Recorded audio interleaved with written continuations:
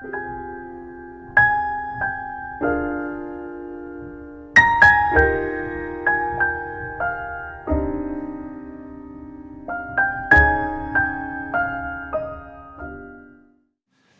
ouvrir la parole de Dieu. La parole de Dieu, c'est du sérieux. Même si nous sommes redescendus, c'est du sérieux. Et plus que jamais, plus je fouille dedans, plus j'étudie, plus je regarde, plus je dois préparer des messages, plus je fais des découvertes. Fantastique. Et ça me parle. C'est vraiment une parole à part, c'est vraiment un livre à part. On ne peut pas nier, quand on connaît la Bible, que c'est un livre extraordinaire.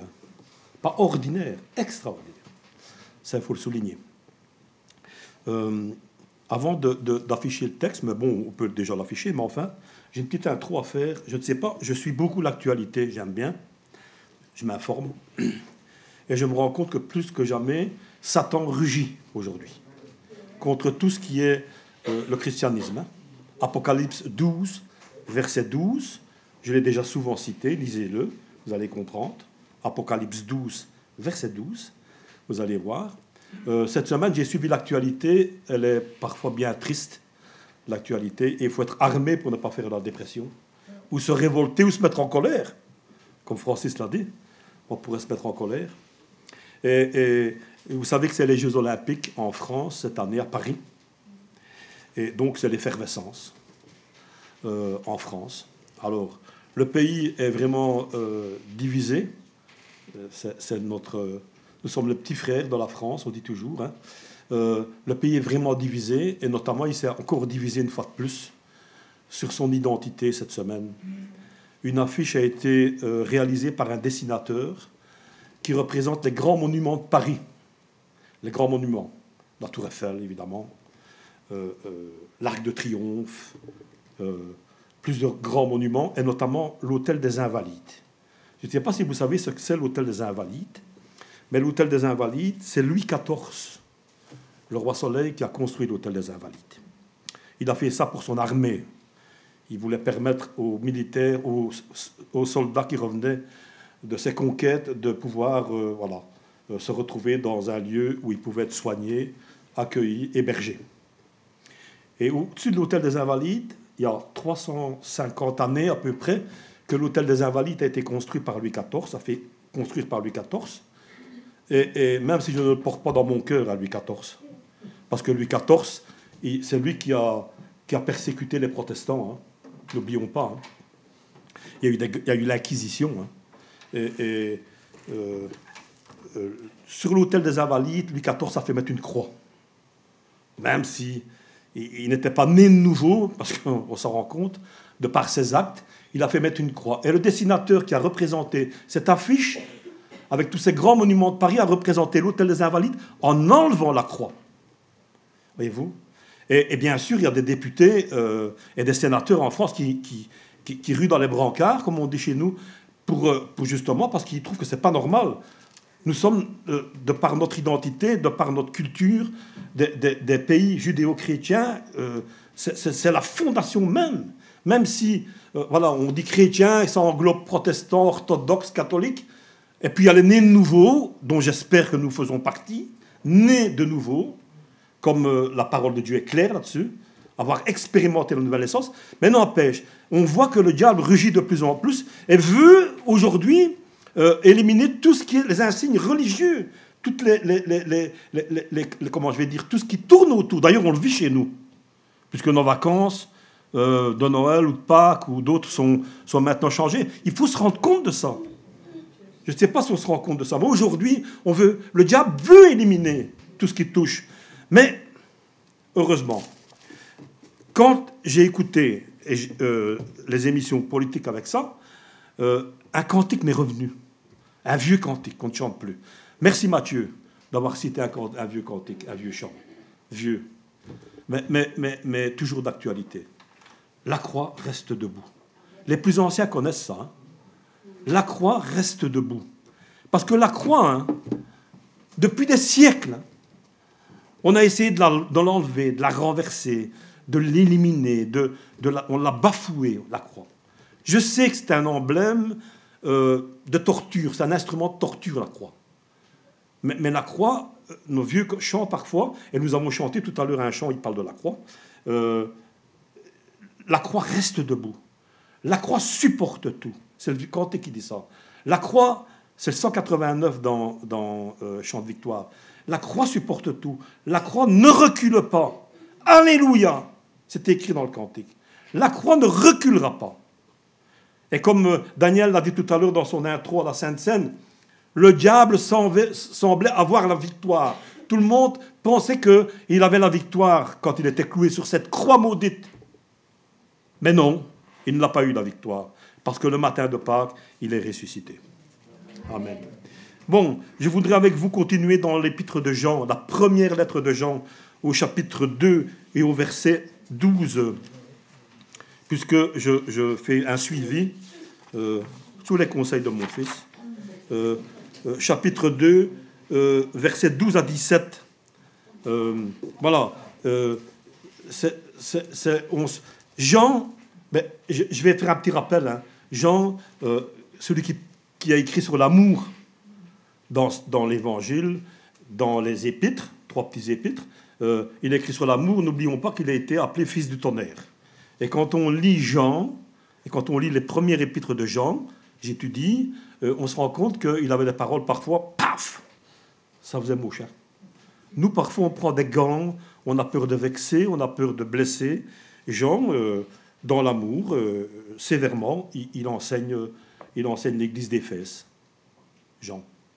Alors, on va lire Jean, chapitre 2, verset 1 Jean, chapitre 2, verset 12.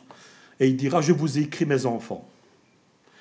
Moi, je vous écris petits enfants, parce que vos péchés vous sont pardonnés à cause de son nom. Je vous ai écrit Père, parce que vous avez connu celui qui est dès le commencement. Je vous ai écrit jeunes gens, parce que vous avez vaincu le malin. Je vous ai écrit petits enfants, parce que vous avez connu le Père. Je vous ai écrit Père, parce que vous avez connu celui qui est dès le commencement. Je vous ai écrit jeunes gens, parce que vous êtes forts, et que la parole de Dieu demeure en vous, et que vous avez vaincu le malin. Et puis il dira, n'aimez point le monde, ni les choses qui sont dans le monde. Si quelqu'un aime le monde, l'amour du Père n'est point en lui. Car tout ce qui est dans le monde, la convoitise de la chair, la convoitise des yeux, l'orgueil de la vie, ne vient point du Père, mais vient du monde. Et le monde passe, et sa convoitise aussi. Mais celui qui fait la volonté de Dieu demeure éternellement. Je vais essayer de, tout simplement, et en toute humilité, de m'appuyer sur ces quelques versets. On a déjà fait les premiers versets de cet épître. Hein.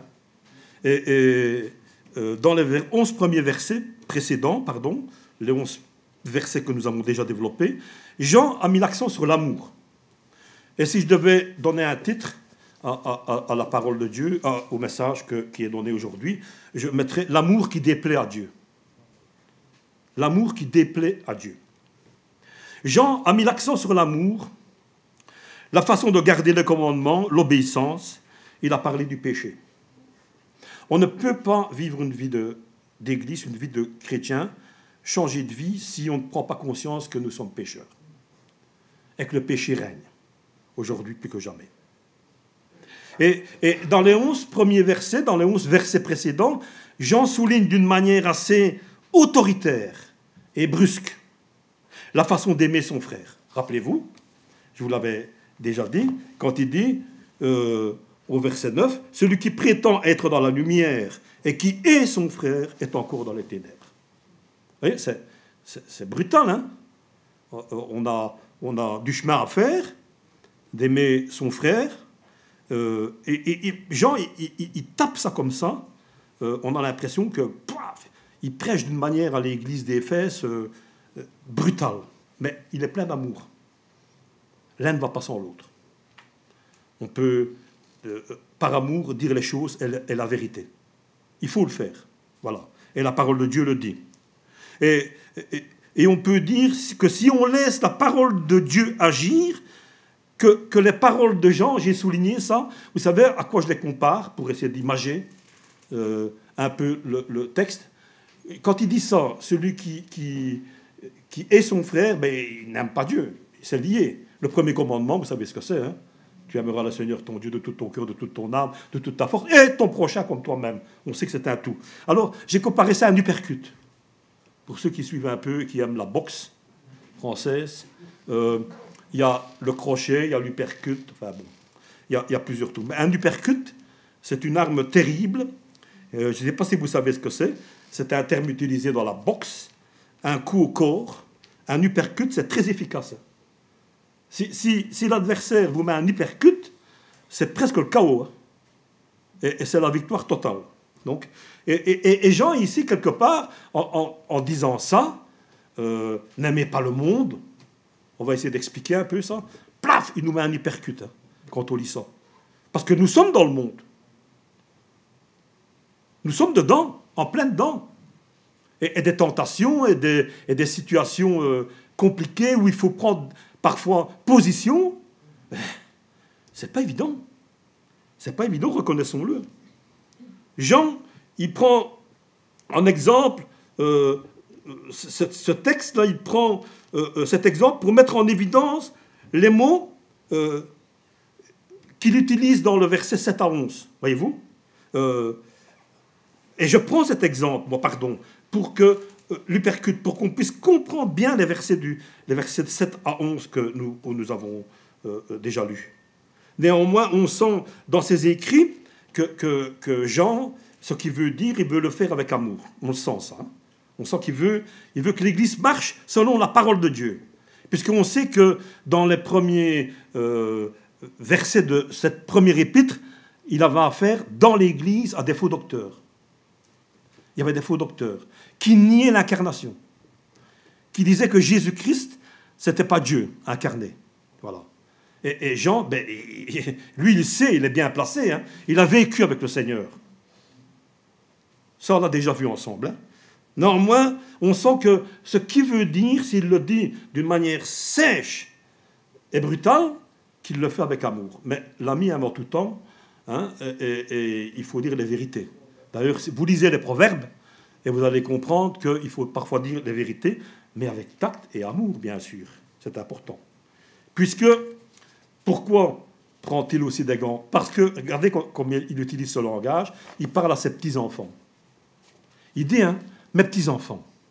Alors, je ne vais pas vous appeler mes petits-enfants, c'est pas, je ne suis pas Jean, et je suis loin de l'être, je ne le serai jamais. Il ne veut pas donner, Jean, l'impression à ses lecteurs, que nous sommes aujourd'hui, l'impression qu'ils sont dans les ténèbres. Voyez-vous ?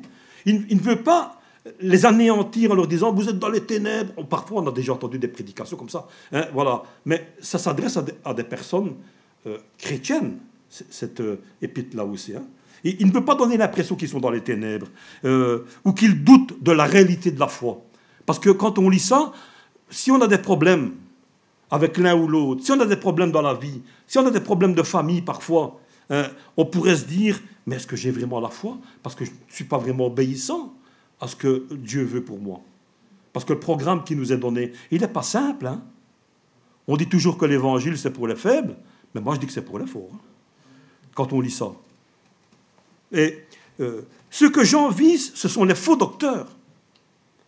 Les faux docteurs dans l'Église qu'il considérait dans l'erreur, et il ne vise pas spécialement les membres fidèles de l'Église, voyez-vous. Voilà, il agit comme ça.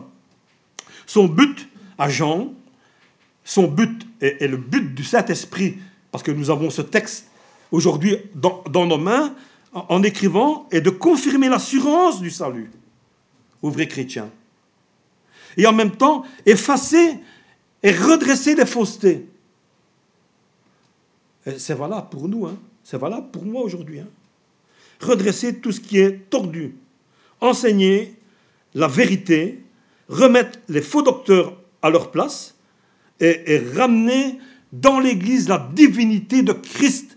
Parce qu'aujourd'hui, comme je l'ai dit, avec l'adversaire qui rugit, il nous fera croire tout ce qu'on peut dire aujourd'hui dans le monde que Jésus-Christ n'est pas Dieu. Écoutez un petit peu les philosophes aujourd'hui, des temps modernes. Je l'ai déjà dit une fois, je pense. Michel Onfray, par exemple, le français. Écoutez-le, vous allez voir ce qu'il va dire de Jésus. Ce sont des hommes qui sont sur les plateaux de télévision régulièrement, qui sont appréciés, écoutés, qui ont écrit des livres, qui sortent à grand tirage, et qui détruisent l'incarnation de Dieu, et qui influencent toute la société autour de nous. D'autant plus que, sans dénigrer nos bien-aimés chers Français, qui c'est un pays laïque. Mais nous, on n'est peut-être pas un pays laïque, mais on n'est pas beaucoup mieux. Hein, je vous le dis. Et le but, c'est de remettre, et nous devons, nous, en tant que prédicateurs, nous devons, nous, en tant que chrétiens, remettre toujours la vérité au centre. C'est ce que Jean veut faire. Vous allez être confrontés à des difficultés en voulant remettre Christ au centre. Parce qu'au-dessus de nous, il y a un combat qui est là. Un combat qui est là. Vous savez, la nouvelle alliance dans laquelle nous sommes aujourd'hui, c'est une grâce que Dieu nous fait d'être dans la nouvelle alliance aujourd'hui, de connaître la grâce. Nous n'avons plus à offrir des sacrifices, nous sommes sous la grâce. Le Seigneur s'est donné. Nous sommes dans une période, une période favorable aujourd'hui pour annoncer l'Évangile, pour annoncer la vérité.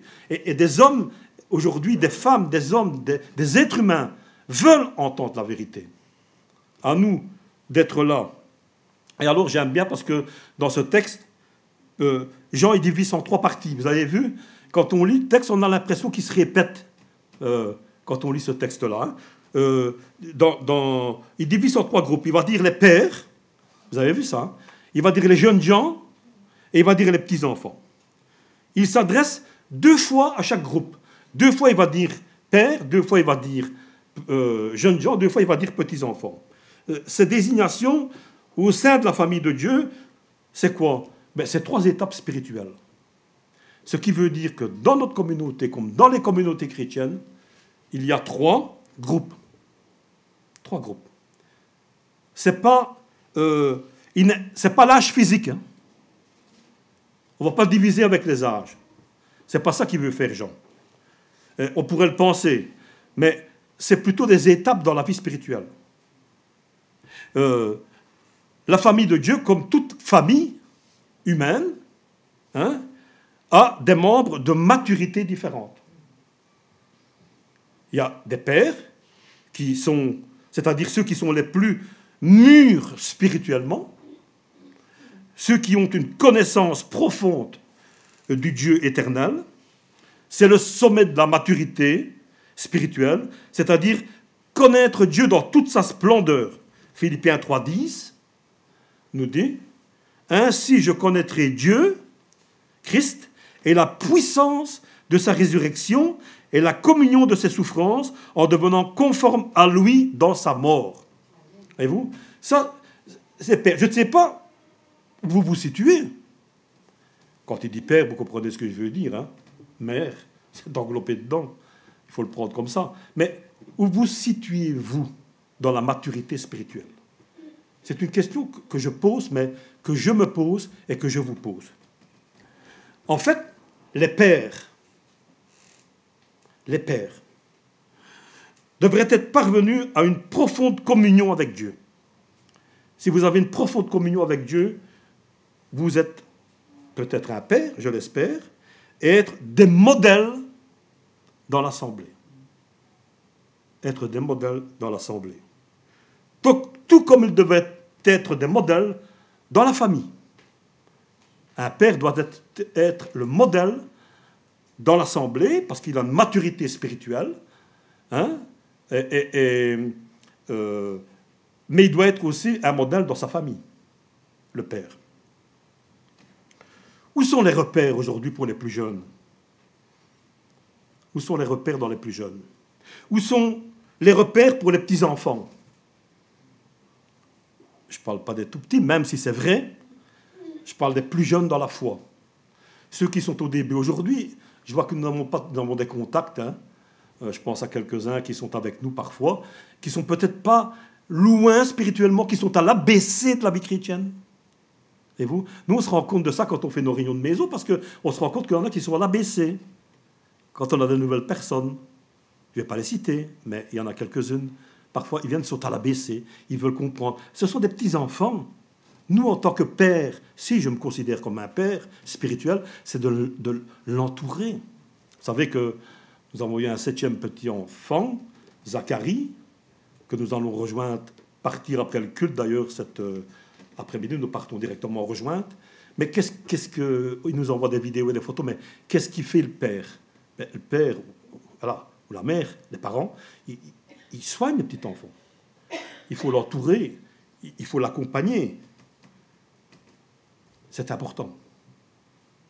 Alors, je vais dire j'ai quelques trucs que j'ai notés. Ne le prenez pas mal.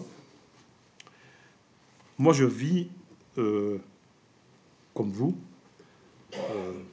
mais je n'ai pas le même passé que vous. Je ne connais pas votre passé. Un peu, pour certains. Vous ne connaissez pas le mien. Ce que je peux vous dire, c'est que j'ai eu un père merveilleux, avec beaucoup d'amour. Qu'est-ce qui me manque? Alors, quelles sont les conséquences de l'absence d'un père dans la vie? J'ai repris une étude faite par des spécialistes, des comportementalistes qui étudient le comportement. Il y a de plus en plus de gens qui ont des problèmes aujourd'hui. Ce n'est pas compliqué à expliquer. Je peux expliquer après. Enfin, c'est mon sentiment. Alors, quelles sont les conséquences de l'absence d'un père? Charnel. D'accord? Charnel. Quelles sont les conséquences? C'est bien sûr une étude en gros. Je vous donne quelques pistes. Quelles sont les conséquences de l'absence d'un père? Mes sentiments sont anxiété, tristesse et dépression. Difficulté parfois dans les études. Difficulté à se concentrer. Manque de motivation. Manque d'un modèle socialement, difficulté à s'intégrer. Avoir des relations difficiles et compliquées, saines, des relations stables, tant en amitié qu'en amour. Et compréhension de leur propre identité. Pour les filles, vous savez qu'on fonctionne différemment, les hommes et les femmes. Hein. D'apparence, nous sommes parfois les mêmes, mais à l'intérieur, tout fonctionne différemment. Alors pour les filles, impact de la mémoire, de percevoir et d'interagir avec les figures masculines. Voilà, ça c'est une étude qui a été faite par des spécialistes qui nous disent que quand ils étudient et qu'ils voient le passé de certaines personnes, notamment, ça se fait beaucoup maintenant dans les crimes, lorsqu'on interroge des criminels et qu'on étudie leur passé, il y a eu l'absence d'un père. Ou le père a été là, mais il était absent. Moi, par la grâce de Dieu, et ma sœur Yvette est là aussi, elle le sait, on a eu le bonheur d'avoir un père qui n'était pas chrétien, mais qui était un vrai père, un vrai père. Ça m'a donné beaucoup de stabilité dans ma vie. Je pense que ça vient de ça. D'ailleurs, les études le disent. Alors, imaginez-vous si votre relation avec votre père est mauvaise. Transposez ça au niveau spirituel. Quelle est ta relation avec ton père, avec le père? Je ne sais pas, moi, quelle est la relation avec ton père. Quelle est la relation avec ton père spirituel? Moi, je connais des personnes qui ont eu un père, mais qui n'a pas été aimant, et qui aujourd'hui, malgré qu'ils sont âgés, presque à la fin de leur vie, sont complètement détricotés dans leur relation humaine, familiale. Je vous assure, hein, je n'invente rien. Mais par contre, je connais aussi et c'est un chrétien, mais je connais aussi des chrétiens, un chrétien notamment, qui, lui, a eu l'absence d'un père qui était là, mais qui n'a pas été aimé, mais qui a dit, moi, je suis sorti de cette situation compliquée de mon enfance et de ma vie parce que j'ai eu mon Père céleste sur lequel je me suis appuyé. Donc, vous voyez, il y a une solution. Et Jean, ce n'est pas pour rien qu'il utilise le mot Père là-dedans. Bien sûr, lui connaît le Père céleste. Hein. Les conséquences sont dramatiques, que ce soit l'absence d'un père qui n'a pas été là ou qui est parti, ou que je sais. Mais combien de familles aujourd'hui, mes bien-aimés, il faut le savoir, combien de familles aujourd'hui sont, comment je vais dire, en difficulté aujourd'hui. Combien de familles? Le diable fait son œuvre. D'où la responsabilité à nous, les pères spirituels, si nous le sommes, d'être des pères attentifs, pleins d'amour envers les plus faibles. En vieillissant, j'ai de plus en plus de mal à supporter la souffrance. Je ne parle pas de ma propre souffrance, mais quand je vois les images, n'est-ce pas, je ne peux plus regarder un reportage où des enfants sont impliqués dans la violence. Je ne saurais plus regarder un reportage où des enfants sont bafoués, violés, tués, martyrisés. Je ne saurais plus. Avant, je pouvais encore écouter. Je ne saurais plus. C'est une grâce que Dieu me fait. Je préfère me couper de ça. Voyez-vous ? Combien de familles aujourd'hui sont en difficulté spirituelle parce que le Père Céleste n'a plus la place qu'il devrait avoir au sein de la famille. Au sein de la famille. C'est un peu un uppercut ce matin, le message.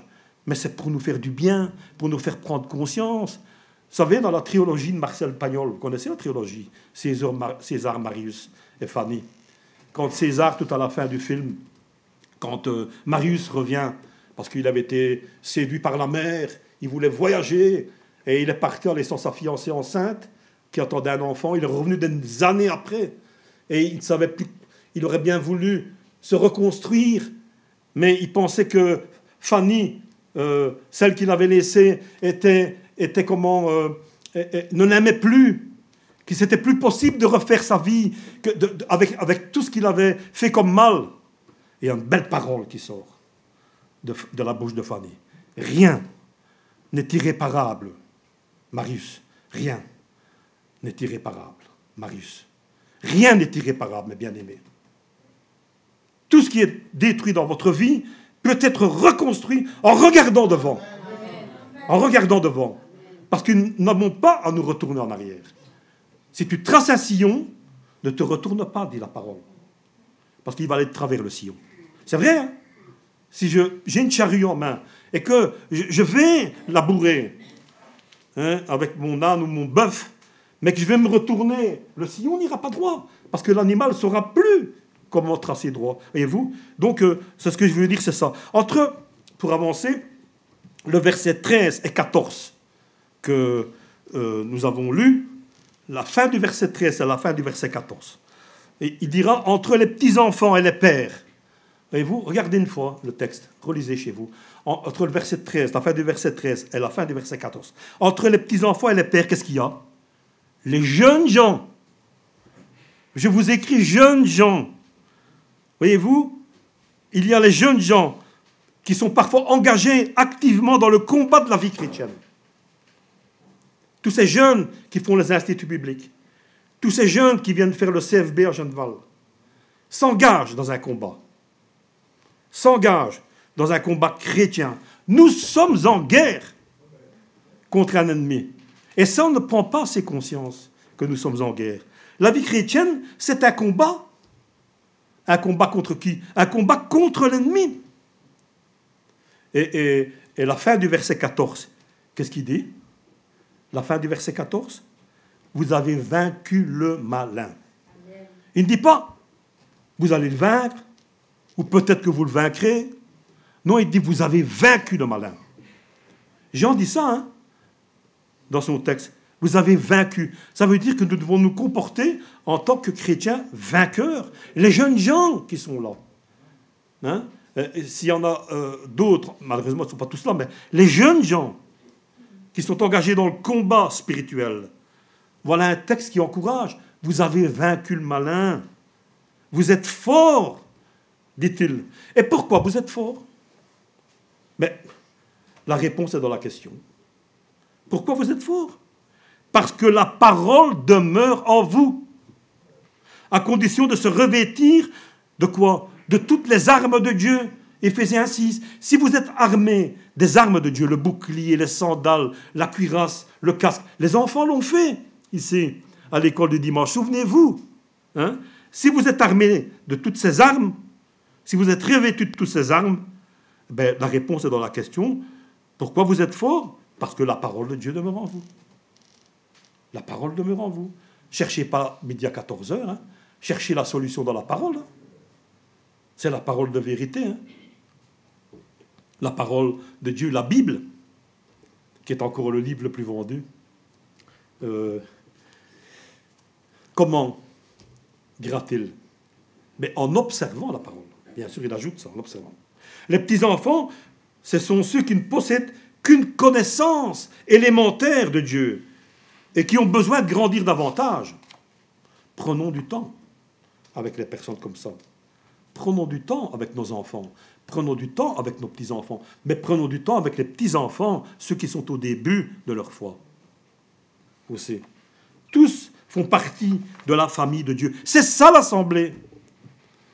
Je me tue parfois enfin, me tue non, mais je répète souvent aux jeunes, quand ils ont été dans des concerts chrétiens, où on a vécu un moment extraordinaire d'émotion, et qu'on revient dans l'église, c'est plus la même chose. Parce que les jeunes, ils ne veulent pas des plus âgés, les plus âgés, ils ne veulent pas des plus jeunes, il faut s'intégrer, on ne peut pas changer les chants, on ne peut pas changer ici, on ne peut pas... Et puis, mais ce n'est pas ça l'église. L'église, c'est jeunes et vieux se réjouiront ensemble. Voilà. Et alors, à des degrés différents que nous sommes des degrés différents. Chacun s'examine soi-même. Nous sommes à des degrés spirituels différents. Nous sommes tous différents. C'est là que si nous pouvons être comparés au corps, comme c'est écrit, et que Jésus-Christ est la tête, tout va rouler. Hein. Tout va rouler. Hein. Tout le groupe, père, jeunes gens, enfants, forme l'Église, forme l'Assemblée. La main ne peut pas dire au pied, je n'ai pas besoin de toi. C'est écrit. C'est vrai, hein? Et ainsi de suite, on pourrait multiplier. Je ne vais pas refaire toute l'anatomie, mais vous le savez, que Paul le dit. On a tous besoin les uns des autres. On ne peut pas vivre. Pourquoi sommes-nous constitués en ville et en village? Pourquoi? Pourquoi? Parce que nous avons besoin de communion, nous avons besoin de contact. Voyez-vous? Et c'est à ça que je vous encourage dans l'Assemblée. Et c'est ça que Jean il fait avec ce texte. Vous savez, aux yeux de Dieu, ça c'est un peu brutal, mais aux yeux de Dieu, il n'y a que deux familles. Hein. Sur la croix, à côté de lui, il y avait un sauvé et un perdu. Hein. Dans le monde, il n'y a que deux familles. Hein. Jean, chapitre 8, versets 43 et 44, donc l'évangile de Jean, chapitre 8, versets 43 et 44, dit « Ne comprenez-vous pas mon langage ?» C'est Jésus qui parle. Hein. Ne comprenez-vous pas mon langage? Moi, je m'arrête déjà là, quand je dis ça. Parce que je me dis, mais qu'est-ce qu'il veut dire? Ça veut dire que les disciples, qui étaient pourtant avec le Seigneur, vous savez, il les a repris plusieurs fois, hein, il les a enseignés. Il l'a fait pour les enseigner. Il dit, ne comprenez-vous pas mon langage? Est-ce que, quand je vois ça, moi, je me dis, oh, stop, qu'est-ce qu'il veut dire? Parce que vous ne pouvez pas écouter ma parole. Vous avez pour père le diable, et vous voulez accomplir les désirs de votre père. Il a été du diable, et il a été meurtrier dès le commencement. Et il ne se tient pas dans la vérité, parce qu'il n'y a pas de vérité en lui. Lorsqu'il profère le mensonge, il parle de son propre fond, car il est menteur et le père du mensonge. On parle parfois souvent, on met en évidence certains péchés, plus que d'autres. Pourtant, quand on lit les Épîtres, on se rend compte que tous les péchés sont englobés dans l'autre. Hein. On peut faire la liste. Hein. Voilà. Et on met parfois certains péchés visibles, forcément, en évidence. Mais il y a des péchés cachés aussi, on le sait très bien.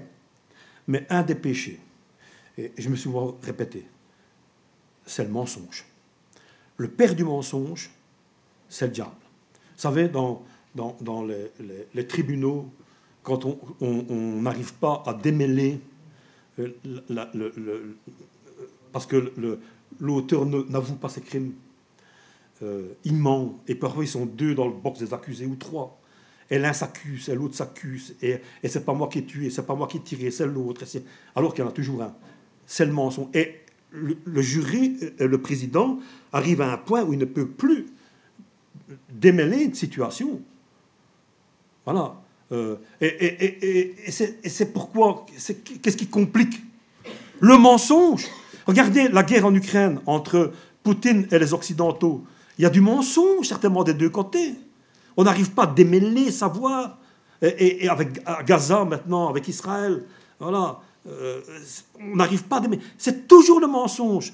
Dans une famille, dans un couple, c'est le mensonge. Et c'est là qu'il faut se dire, le père du mensonge. Oui, mais parfois c'est difficile de ne pas mentir. Et on se dit, j'ai été obligé de mentir. Ça excuse, hein. Mais on n'est jamais obligé de mentir. Hein. On n'est jamais obligé de mentir. Un des fils de Simone Veil, qui était un avocat, on a Simone Veil, hein. Simone Veil, un de ses fils, un jour, on lui a posé la question, comme il était avocat, est-ce qu'un avocat, c'est un bon menteur? Moi, je dis, une bonne question, ça, à un avocat. C'est vrai, hein? Ça ne doit pas être évident d'être chrétien, d'être avocat. Il a eu une bonne réponse, hein, plein de sagesse. Il a dit, on n'est pas obligé de tout dire. On n'est pas obligé de tout dire. Ça vaut partie du monde. Mais nous, avec notre Père céleste, nous pouvons tout lui dire. De toute façon, il nous connaît. Mais il veut que de notre part, il y ait, comme quand nous avons nos enfants ou nos petits-enfants, qui nous disent la vérité.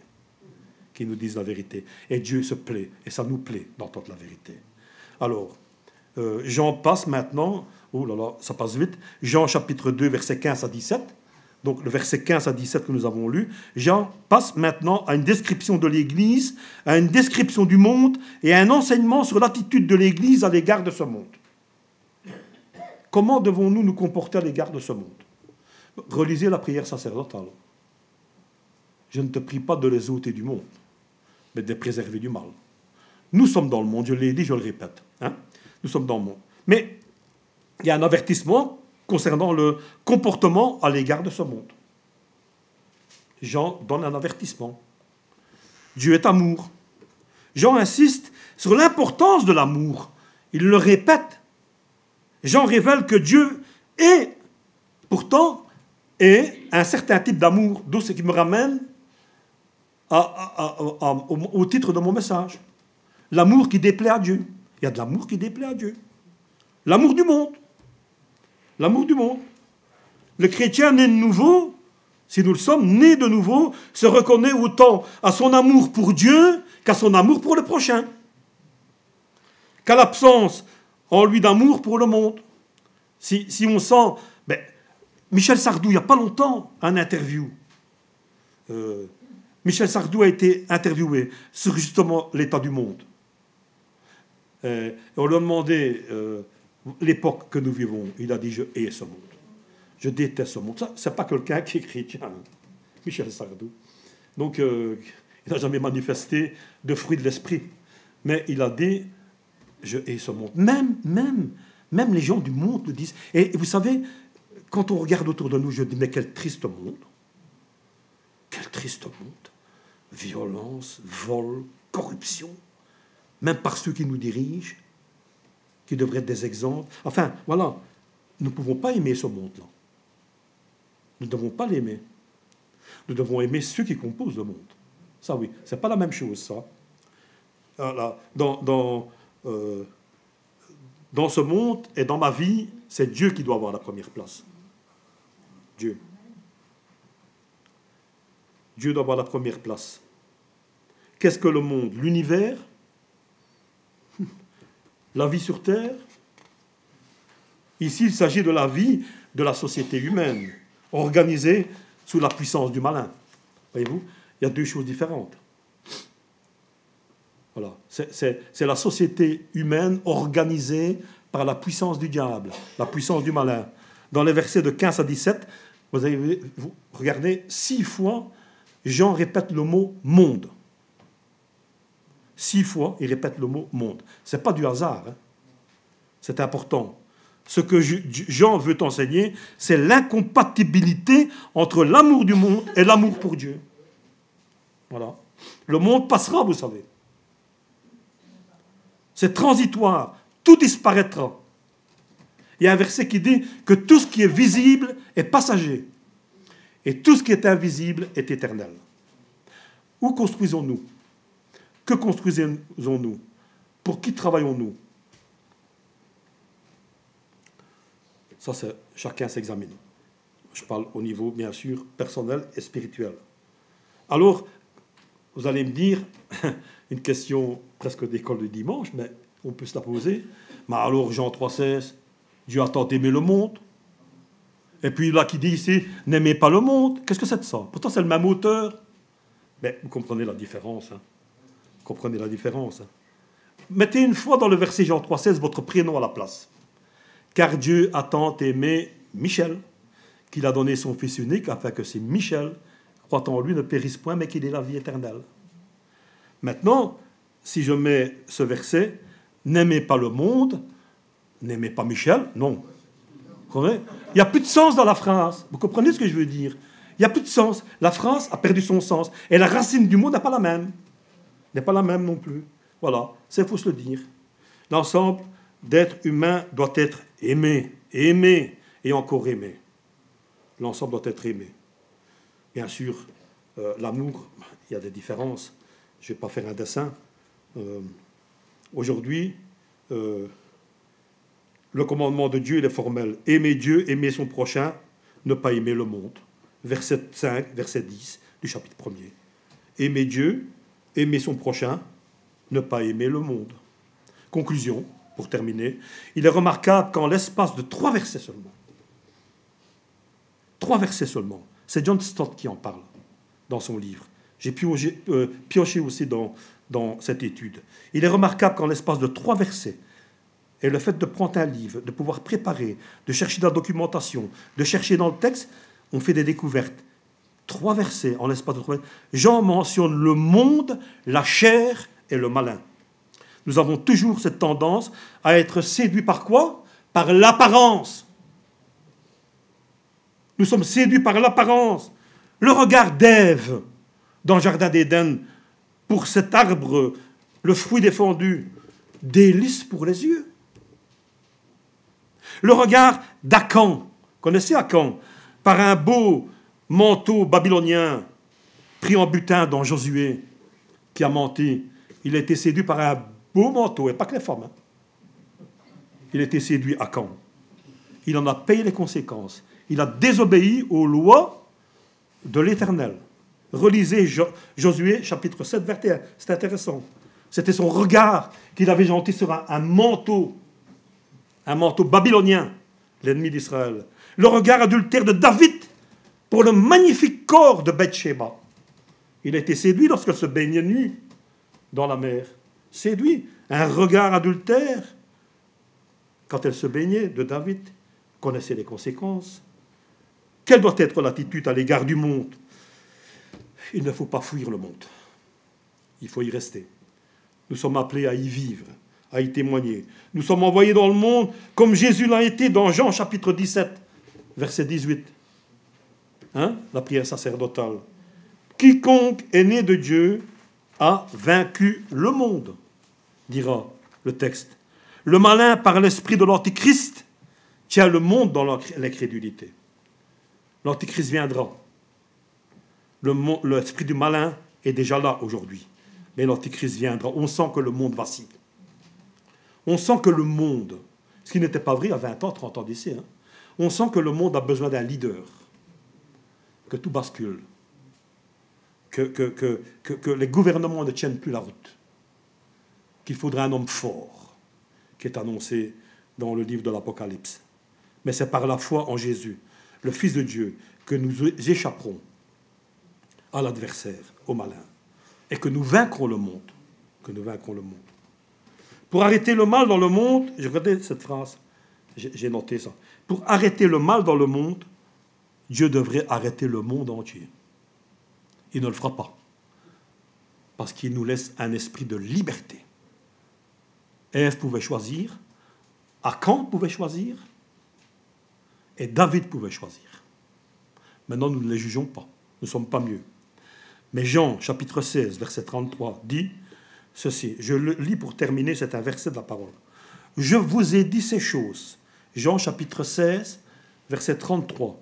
« Je vous ai dit ces choses, afin que vous ayez la paix en moi. » Donc, je le prends pour moi. Hein. Je vous ai dit ces choses. C'est le Seigneur qui parle, mais moi aussi. Je vous ai ainsi parlé pour que vous ayez la paix en moi. Vous êtes en paix? Chacun s'examine. Dans le monde, vous connaissez la détresse, mais courage. Moi, j'ai vaincu le monde. Prions ensemble. Seigneur, nous te bénissons, nous te louons, parce que tu nous laisses, Seigneur, une parole pleine de vérité. Une parole qui me secoue, qui me, Seigneur, qui fait que, Seigneur, ça me recadre et ça me replace dans ma vie chrétienne.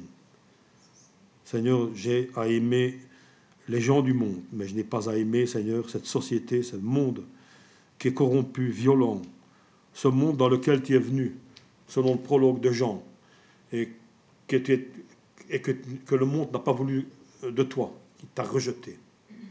Seigneur, tu étais la lumière, la vérité, qui venait éclairer les hommes dans les ténèbres. Et aujourd'hui, nous nous rendons compte, plus que jamais, Seigneur, que les hommes te rejettent, n'ont pas besoin de toi. Que le diable est à l'œuvre pour retirer tout ce qui, Seigneur, attire notre regard dans les, quelque sorte, signes religieux. Même si ce sont des signes, Seigneur, voilà, voir une croix, ben, Seigneur, c'est important. Voir, Seigneur, la Bible se répandre aujourd'hui dans les familles, dans les foyers, c'est important. Et nous voyons que les hommes préfèrent se tourner vers des fables, vers des contes, et mettre ta parole de côté, Seigneur, alors que c'est le livre de la vérité. Pourtant, de grands hommes, Seigneur, ont rappelé que la parole devait se répandre dans toutes les cabanes, dans toutes les maisons, dans les foyers. Seigneur, qu'aujourd'hui, dans notre assemblée, nous puissions être, Seigneur, des pères pour ceux qui sont plus faibles. Encourager les jeunes gens qui sont investis, Seigneur, les entourer. Et encourager, Seigneur, toute initiative qui va proclamer la bonne nouvelle de l'Évangile, ne pas faire le jeu de l'adversaire, mais être liés les uns avec les autres. Nous appelons, nous téléphonons, nous parlons, Seigneur, pour prendre des nouvelles, pour savoir comment, Seigneur, un va, l'autre va, Seigneur, afin qu'on puisse toujours dégager du temps pour ces choses. J'ai besoin que tu m'aides encore à dégager du temps, Seigneur, davantage pour mon prochain, Seigneur. C'est une mission que tu nous as confiée. Et il y a beaucoup de joie, je peux le dire, à s'ouvrir et à aller vers l'autre. Seigneur, que notre communauté, Seigneur, soit une communauté qui te plaise, qui te soit agréable. Et ce matin, je te prie, peut-être pour certaines personnes qui sont présentes, qui ne sont pas passées par la nouvelle naissance, qui n'ont pas encore expérimenté toute ta puissance, tout ton amour, touche leur cœur, Seigneur, nous t'en prions, afin qu'il y ait de la joie dans le ciel. Au nom de Jésus. Amen.